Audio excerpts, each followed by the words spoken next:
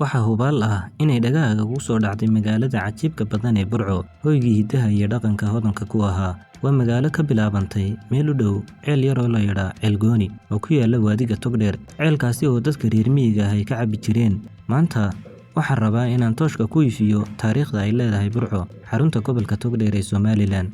Halkanina waa Xogmaal Media. Waxa aynu u jeedinaa magaalada Burco, waaynu muuqaalkeena caawa ku lafaguri doono sooyaalkeeda. Ku soo dhawaada daawadayaal muuqaalkeena maanta. Ugu horreyn daawade, haddii aanad ka mid noqon asxaabta nagu xidhan, ha ilaawin inaad subscribe dhahdid channelkan. Sidoo kalena, haddii uu ku qanciyo muuqaalkan, ha ilaawin inaad like saartid.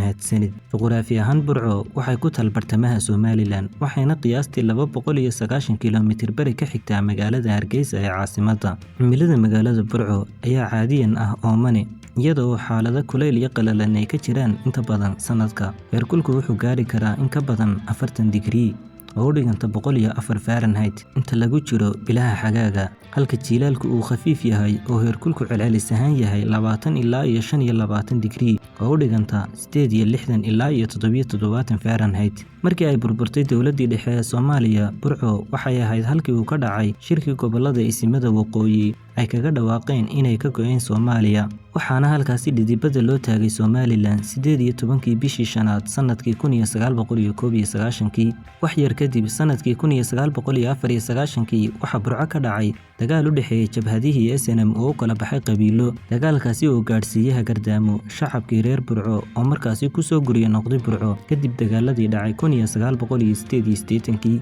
Burco oo ku taalla Somaliland waxay leedahay taariikh qani ah oo soo jirtay qarniyo badan. Waa magaalo ku kortay muhiimadda ay leedahay xarun ganacsi, taasi oo ay ugu wacan tahay goobta istaraatiijiga ah ee ku taal wadooyinka waaweyn ee safarada. Qarnigii 19aad iyo 20aad, Burco waxa ay noqotay xarun muhiim u ah ganacsiga xoolaha Soomaalidu ay caanka ku tahay iyo dhaqdhaqaaq ganacsi. Waagii gumaystaha, Burco waxa ay hoos tagtay gumaystihii Ingiriiska oo ka mid ahaa maxmiyadii British Somaliland. Waxay ahayd magaalo u adeegi jirtay sidii xarun ganacsi, waxayna la kulantay xoogaa horumar ah oo hoos iman jiray xukunkii Ingiriiska. Markii ay xornimada qaadatay 1960kii, Somaliland waxay muddo kooban la midowday Soomaaliya, balse waxaa ka dhashay xiisado horseeday dagaalkii sokeeye ee Soomaaliya dabayaaqadii qarnigii 20aad. Magaalada Burco ayaa si la mid ah deegaano badan oo ka tirsan gobolladaasi ay saamaysay colaadaasi. Tan iyo markii ay Somaliland ku dhawaaqday inay ka go'day Soomaaliya sanadkii 1991, waxa ay xoogga saartay dib u dhiska iyo horumarka, iyadoo Burco ay door muhiim ah ka qaadatay sidii xarun maamul iyo mid ganacsi oo heer gobol ah loo samayn lahaa. Maanta Burco waxay weli tahay magaalo muhiim ah oo ku taal Somaliland, iyadoo ay sii kordhayso tirada dadka iyo dhaqdhaqaaqa dhaqaale ee sii socda. Ninkii ugu horreeyay ee Burco guri daara ka dhista wuxuu ahaa nin la odhan jiray Xaaji Axmed Yuusuf Qulumbur. Magaalada Burco waxaa loo garan og yahay gobolkii ragga. Magaalada Burco waa magaalo ku caana dhinaca waxbarashada, sababtoo ah waxaa ka soo jeeda magaalada Burco aabbihii waxbarashada Soomaaliyeed Maxamuud Axmed Cali. Magaalada Burco aad ayay ugu fiican tahay waxbarashada marka loo eego dagaaladii iyo qalalaasihii ay kaga dambeysay dalka intiisa kale, waxaana ku yaala dugsiyo ilaa 200 oo dugsi oo isugu jira dugsi hoose, dhexe iyo tiro lagu qiyaaso 116 dugsi oo ah kuwa sare iyo 8 jaamacadood. 2023, dadka ku dhaqan magaalada Burco waxaa lagu qiyaasay ilaa 350,000 oo qof, taasi oo ka dhigaysa mid ka mid ah magaalooyinka ugu waaweyn Somaliland. Dadku waxay u badan yihiin dad ka soo jeeda qowmiyadaha Soomaalida oo ay degaan qabiilooyin iyo beelo kala duwan. Haddii aad ka heshay muuqaalkan, ku dhufo muuqaalkan xagga sare kaaga soo baxaya oo aan kaga sheekaynayo taariikhda Hargeysa. Halkaas ayaan kaga baxayaa muuqaalka. Waa inoo muuqaalka xiga. Asalaamu calaykum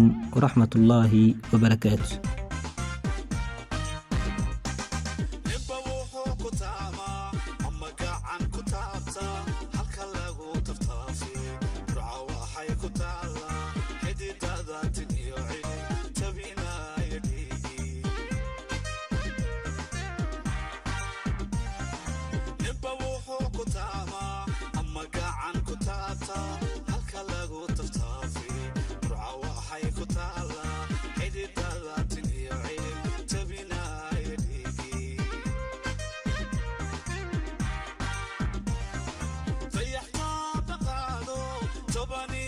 Jogi